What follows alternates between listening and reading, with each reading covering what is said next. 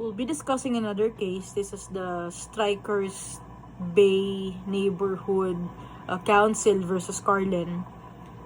The facts of the case is New York City Planning Commission, in conjunction with the United States Department of Housing and Urban Development, formulated an urban renewal plan which called for a mix of middle-income housing and low-income housing. So it's a 70-30 ratio mixture, right? 70% for the middle income, 30% for the low income. But there's a designated particular site for the middle income housing.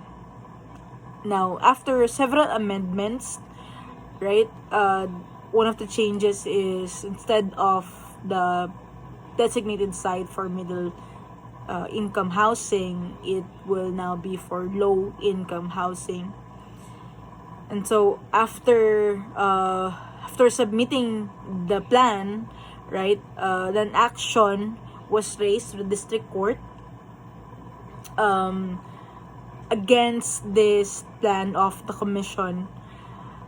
However, the district court rejected the grant of injunction, right? And so, of course, there had been an appeal, and the Court of Appeals, but the Court of Appeals concluded that the commission, or the HUD, the Housing and Urban Development, failed to comply with the mandate of the NEPA, National Environmental Policy Act, specifically on the section that expressly provides that an agency should study, develop, and describe appropriate alternatives to recommend courses of action in any proposal involving unresolved conflicts, right, including alternative uses of available resources.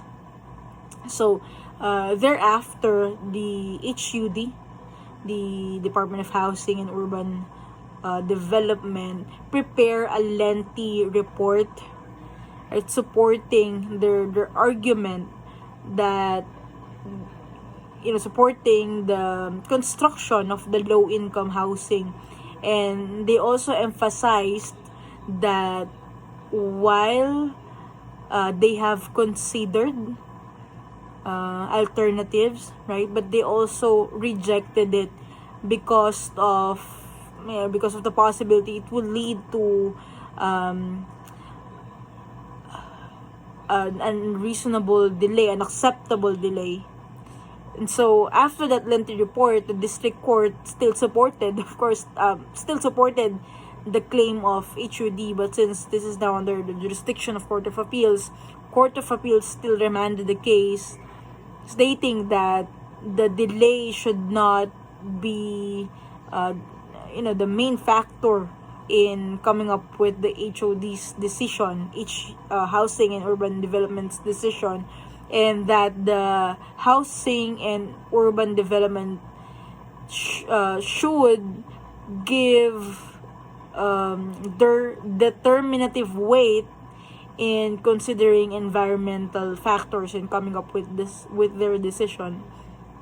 And so the issue of this case is, of course, whether the appellate court or the Court of Appeals erred in their decision, right, rejecting the plan of the HUD, claiming that it violate, or it did not or it failed to comply with the mandate of the National Environmental Policy Act. So the Supreme Court reversed the decision of the Court of Appeals, right? And they emphasized that what the NEPA, or National Environmental Policy Act, mandated is for the commission, or for the HUD, or for the agency to consider alternatives. So that's the operative word, right? That they will consider alternatives. And mentioned in the facts, the HUD, Housing and Urban Development, did consider alternatives, and it just so happened that they had to reject it because of various reasons. One of which is, again, the unacceptable delay, right, if they chose a different site. And so again, the Supreme Court also emphasized that since the HUD, Housing and Urban Development, has considered, right, alternatives, then the role of the Court of Appeals is to ensure that environmental factors had in fact been considered, in which the Supreme Court of the United States believes so.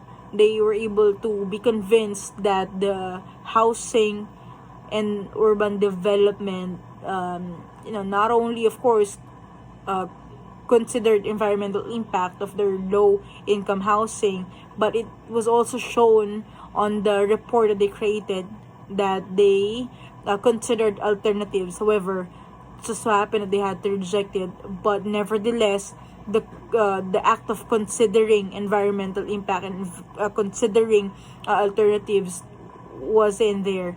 And with that being said, of course, the Supreme Court had to reverse the decision of the Court of Appeals.